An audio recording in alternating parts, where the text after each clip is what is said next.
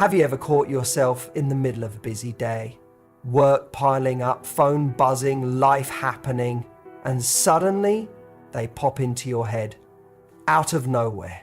Again, that person, the one you can't seem to shake, and it makes you wonder, do they think about me too? It's one of the most emotionally exhausting loops we fall into, replaying moments, analyzing their last message, and questioning if your persistent thoughts about them mean something more. Let's get honest for a moment. When someone is constantly on your mind, it doesn't always mean they're thinking about you. It means you are still emotionally invested, and your mind is trying to solve a puzzle it never quite finished. Maybe it was love that didn't go anywhere. Maybe it was a connection that ended without clarity. Maybe it was rejection that left you feeling like you weren't enough. Your thoughts aren't haunted by them, they're haunted by the unfinished version of the story. Because the brain is a meaning-making machine. And when it doesn't get closure, it loops, it replays.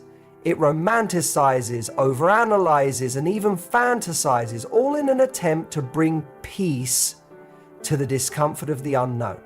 We often think if we're thinking about someone intensely, they must feel it too. That somewhere across the city, the country, the world, they're also up at night wondering about us. And maybe they are. But most of the time they're not.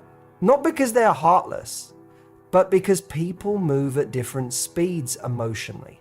They process, avoid, or move on in ways that aren't aligned with ours, and we end up trapped in a mental loop that isn't reciprocated. So what do you do? First, ask yourself what you're really missing. Is it them, or is it the feeling they gave you? Because often, we're not addicted to the person, we're addicted to the way we felt around them. And if that's true, the good news is that feeling isn't exclusive to them. It can be found again with someone healthier, someone available, someone who chooses you back. Second, notice how often your thoughts try to fill the silence with stories. You interpret their silence as meaning they don't care. Or maybe you twist it into hope. They must be waiting for the right time to reach out. But silence doesn't always hold meaning. Sometimes it's just silence. And the more you chase answers in the silence, the more you stay stuck. Third, remember this, being on someone's mind is not the same as being in their life. You deserve to be more than a thought. You deserve to be someone's choice, not someone. And finally, understand this truth. Just because someone occupies space in your mind doesn't mean they belong there. You are allowed to let go of thoughts that bring you pain. You are allowed to release someone who isn't holding on to you. You are allowed to reclaim your mental peace. Thinking about someone doesn't make you weak. It makes you human. But staying stuck in that thought pattern, waiting for signs that may never come, steals your time, your energy, your emotional freedom. The real question is not, do they think about me? The real question is, what am I not giving myself that I keep hoping will come from them? Start giving yourself closure. Start giving yourself peace. Start giving yourself permission to let go, even if you never got the apology, the clarity, the ending you hoped for, because when you stop waiting for them to think about you, you finally have a space to think about you. And that is where healing begins. You're constantly thinking about someone, and it feels impossible to get them out of your head. No matter how much time passes, they resurface randomly, suddenly, often when you least expect it. It could be while you're scrolling through your phone, hearing a song, or even just sitting in silence. Their presence lingers in your thoughts like a ghost that refuses to leave. And the reason might not be because of love or destiny or some hidden telepathic connection. More often, it's about emotional residue. What's left behind after the experience is over? but the emotions haven't been fully processed or resolved. Emotional residue is what stays with you when something important ends, especially when it ends without clarity. It's that weight in your chest that you carry when someone left your life but didn't leave you with the full story.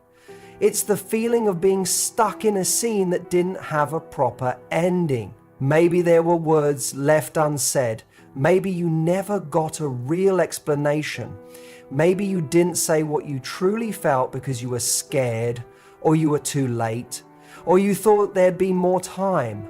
Whatever the reason, the experience didn't come full circle, and your mind is trying to finish what never got finished. You might be reliving conversations, obsessing over details, or replaying what-if scenarios because your brain is looking for resolution. Your emotions haven't caught up with the reality of the situation yet. Just because something ended externally doesn't mean it ended internally. And in that gap between what actually happened and what you wished had happened, thoughts of that person live on.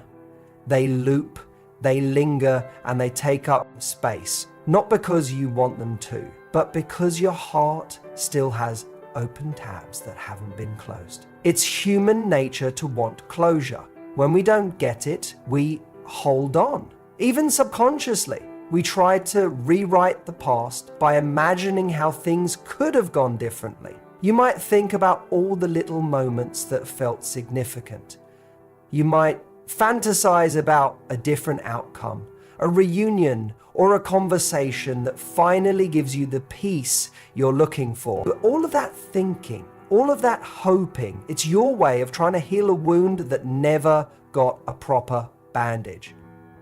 It's important to realize that emotional residue isn't a sign of weakness.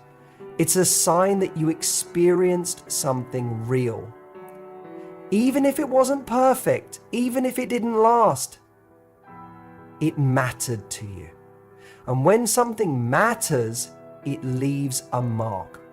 But just because someone left a mark doesn't mean they deserve permanent space in your thoughts. Sometimes you're not thinking about the person as they are now. You're thinking about who they were to you then. And that version of them may not even exist anymore. What you're really holding on to is the emotional weight of the experience, not necessarily the person. There's also a part of you that's afraid to let go, because letting go feels like giving up on what might be. You're scared that if you stop thinking about them, it means the story didn't matter, that it was a waste. But letting go doesn't erase the value of the experience. It just means you're choosing your peace over your pain. It means you're making space for something new, something better aligned with who you are now. When you find yourself constantly thinking about someone, ask yourself, what did I not get from this experience that I'm still searching for? Maybe it was validation, maybe it was understanding, maybe it was the hope that they'd fight for you or choose you or finally see your worth. And because that moment never came, your mind keeps going back to the person, hoping you'll get what was missing. But you don't need them to give you closure. You don't need their permission to move on. You can give yourself that freedom. Healing isn't about pretending it didn't hurt. It's about finally accepting that you won't get all the answers. It's about choosing to stop revisiting the same emotional loop in the hope that something will change. It's about recognizing that even though the story didn't end the way you wanted, you still get to write the next chapter on your terms, with your peace as the priority. So if someone is still on your mind, don't shame yourself. Understand that it's your heart processing an emotional bruise, but also remind yourself that you don't have to carry that weight forever. Let it soften, let it breathe, and when you're ready, let it go. Not because they apologized or fixed it, but because you deserve to be free. When someone lingers in your thoughts, your first instinct is often to believe it means something significant. You assume there's a deeper connection, that they must be thinking about you too. But often, that's not what's happening at all. What's really going on is that your brain is trying to make sense of a situation that didn't have a clear explanation. It's looking for answers, for patterns, for meaning. And when it doesn't find them, it keeps searching, replaying the same scenes, conversations, and moments over and over again. It's not about them. It's about your mind trying to create closure where none was given. The brain hates loose ends. It's wired for resolution. When something doesn't feel finished, when a relationship ends abruptly, when someone disappears without explanation, when their words don't match their actions, your brain doesn't just move on. It loops. It wants to understand why. Why they said what they said.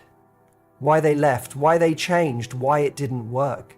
That craving for understanding is what keeps someone alive in your thoughts, even when they're no longer part of your life. It's not always about love. It's about logic, or at least the illusion of it.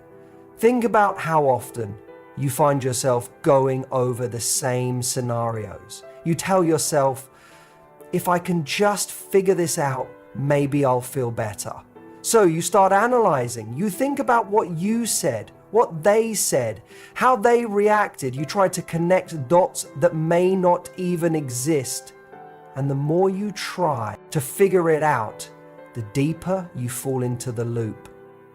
You imagine their intentions. You assign meaning to their silence. You convince yourself that if they're on your mind, it must be mutual. But the truth is, the mind doesn't need another person's thoughts to create its own story. It's difficult to accept that sometimes. People leave without explanation. Sometimes people change their minds without giving you a reason. And while that might not feel fair, it's part of life. Not every emotional experience comes with a conclusion. Not every bond ends with clarity. And when that happens, your brain will do everything it can to fill in the blanks. That's what we do as humans. We want to understand. We want closure, because closure feels like safety. But real closure doesn't come from the other person. It comes from accepting that you may never get all the answers. We often confuse thinking about someone with being connected to them. You might feel like your thoughts are a signal, a sign that you're still meant to be in each other's lives. But your mind can focus on something simply because it's unresolved, not because it's right. Just because your thoughts return to someone doesn't mean they're the one. It often means your brain hasn't been given a satisfying conclusion to the story. And in the absence of that, your mind keeps revisiting it, hoping that this time it will finally make sense. You might even start building theories. You tell yourself maybe they're afraid, maybe they're working on themselves, maybe they're going to reach out when the timing is better. And while those things might be true, they're also speculation. They're stories you tell yourself to ease the discomfort of not knowing. But what if the truth is simpler? What if the reason they haven't reached out is because they don't want to? What if their silence is the answer you're trying so hard to avoid? Accepting the unknown is painful. It requires you to sit with questions that may never be answered, but it also gives you your power back. Because once you stop needing an explanation from them, you can create peace on your own. You can say, I don't know why they acted that way, but I'm not going to let the lack of clarity hold my thoughts hostage. That's when the mental loop begins to loosen. That's when your energy returns to you. It's important to notice when your thoughts are coming from a place of curiosity versus a place of obsession. Curiosity seeks understanding.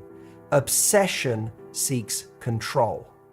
One helps you grow, The other keeps you stuck. And the longer you stay stuck trying to decode someone else's behavior, the more time you lose building the life that's right in front of you. So if they're always on your mind, ask yourself, what meaning am I assigning to this? Are you interpreting their absence as a test? Are you turning their silence into hope? Or are you simply caught in a loop your brain hasn't learned to let go of yet? The more you can see your thoughts for what they are and attempt to find meaning in the chaos, the less power they have over you. You don't need to solve the mystery to move forward. You just need to accept that not all stories are meant to be understood. Some are only meant to be experienced, learnt from, and left behind. When someone keeps showing up in your thoughts, it's tempting to believe it's a sign, something meaningful, something mutual. You start to think maybe it's destiny, or maybe they're thinking about you at the exact same moment. But more often than not, what's really happening has less to do with fate and more to do with how your mind processes emotion. Your thoughts aren't always signals. They're memories triggered by emotional weight, and those emotional experiences, especially the intense ones, tend to stay with us whether we want them to or not. Memory isn't stored based on how much we want to remember something. It's stored based on how much emotion we felt in the moment. That's why you can forget what you had for lunch last Tuesday, but still vividly remember a conversation with someone who hurt you months ago. The brain prioritizes emotional moments because they matter for our survival. Anything that impacts us deeply, whether it's joy, pain, passion, or rejection, gets tagged as important. And the more important something feels emotionally, the more often your brain will bring it back up, even if it no longer serves you. When you think about someone over and over again, you might assume there's still a connection. You start to believe the frequency of your thoughts must mean something is unresolved between you and that person. But it's crucial to realize that memory is involuntary. You don't choose what comes up. Your mind doesn't filter based on what's healthy for you. It filters based on what created a strong impression. That means someone can take up mental space simply because of how they made you feel, not because they still belong in your life. This is why people who cause us pain often stay with us longer than those who treated us well. It's not fair, but it's real. Pain imprints on the brain more deeply than neutral or even mildly positive experiences. So, if someone broke your heart, betrayed your trust, or left without explanation, your mind will keep revisiting it. Not because you're weak, but because it was emotionally loud. That loudness becomes a mental echo, repeating itself when something in your environment triggers the memory. A certain song, a familiar scent, a message notification that looks like their name. It doesn't take much. One little spark can light the whole memory back up. And when that happens, it feels fresh again. You feel pulled back into the moment. You start to wonder what they're doing, if they ever think about you, if they regret leaving. But those thoughts are rooted in your emotional memory, not in reality. They're based on a moment in time, not on who that person is today or how they feel now. And unless they're actively in your life, there's no way to know what they're thinking. The danger is in letting those triggered thoughts convince you there's still something real happening between you. We have to stop confusing emotional memory with current emotional connection.